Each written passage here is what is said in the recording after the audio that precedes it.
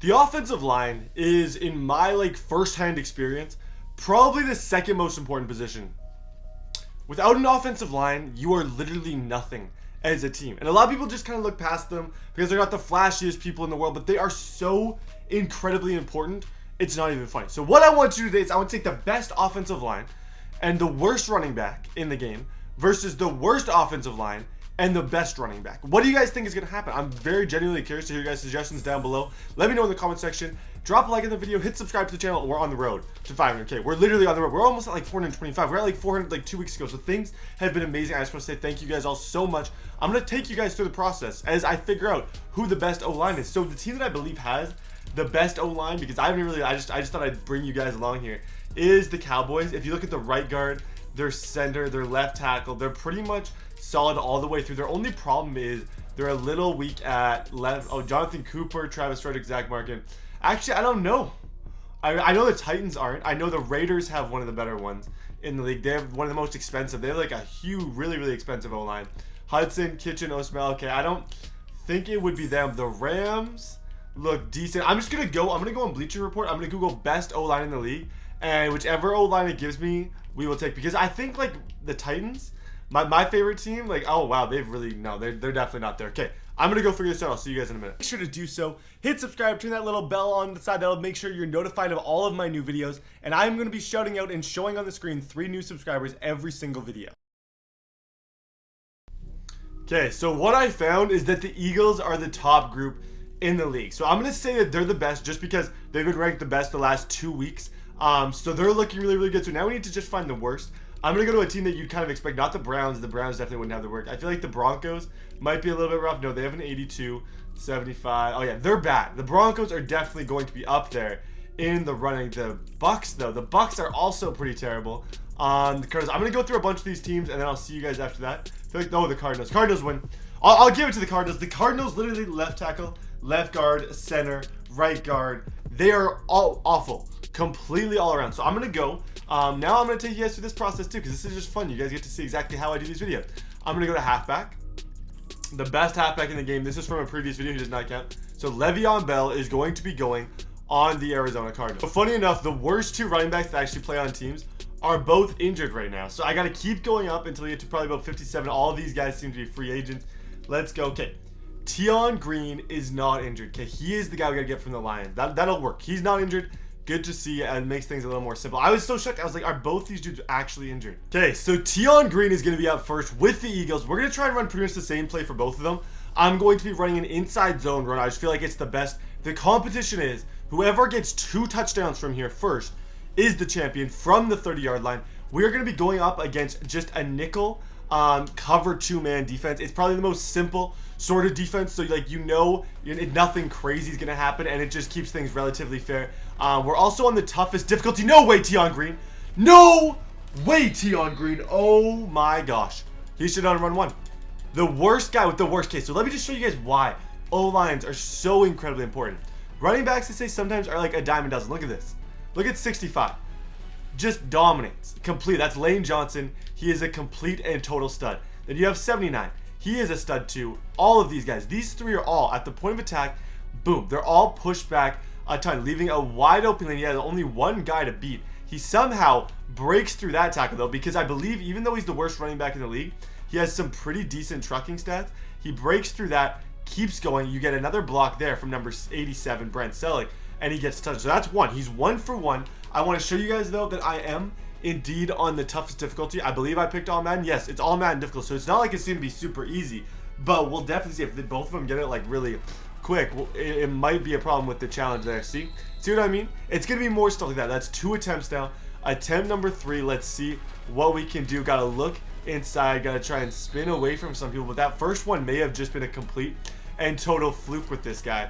But I just gotta trust my offensive line and just try and get behind them, because the first one, they got, oh wow, okay, 1 second, gotta charge this. This is about attempt number 5. Go. Get to the outside, spin, and no, not quite. So I believe that's 1 for 4 or 1 for 5. I may have missed 3 already, but look at the blocks on that play.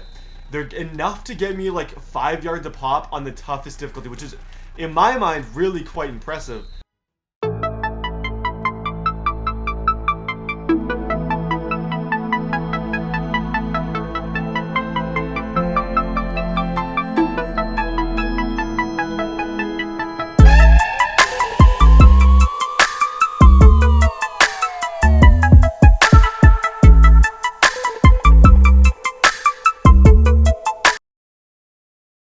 Le'Veon Bell's up here. He's going up against the same cover two man defense. I decided to go back to the main menu though and switch it so that the Cardinals are going up against the Cardinals too. I just thought having it like controlled which teams would make it by far the most fair. So this is attempt number 1 for Le'Veon Bell with the worst O-line, and let's see what he can do. He's the best running back in the game. So once I get into open field, I can make moves. He's going to be able to break tackles, and he's going to be great. But you can see, even as he just kind of comes out, here he's getting hit. Like the other guy had one on the very, very first try. Le'Veon is still yet to get one, and he's 3 tries in. So maybe, just maybe, the other guy was a better option, and maybe the O-line is a lot better, because on all-man difficulty, getting a run like this on an inside zone is not something that I would say is easy whatsoever. You have to be able to break tackles. You have to be quick. You have to be able to get good blocks, because zone blocking is quite tough for the O-linemen. So let's see. Come on, inside zone. Oh, let's go. There we go. There we go. That is 1 for Le'Veon Bell. So you can see kind of what good running back play does. You can see that there is a big advantage. That's only 1 though, which the other guy got pretty soon too. But you can see he spins off that guy, and then he just has a bunch of people, spins off 2 people in a row, and then breaks the tackle and goes all the way for his first touchdown. So he is 1 away now from winning the challenge with the weak O-line, and then the team with the weaker O-line will be victorious in this video. But I don't agree completely with it, but obviously it hasn't happened yet, so we have no idea if it's actually going to happen. Le'Veon Bell trying his best to break tackles. He's kind of a glitch in this game.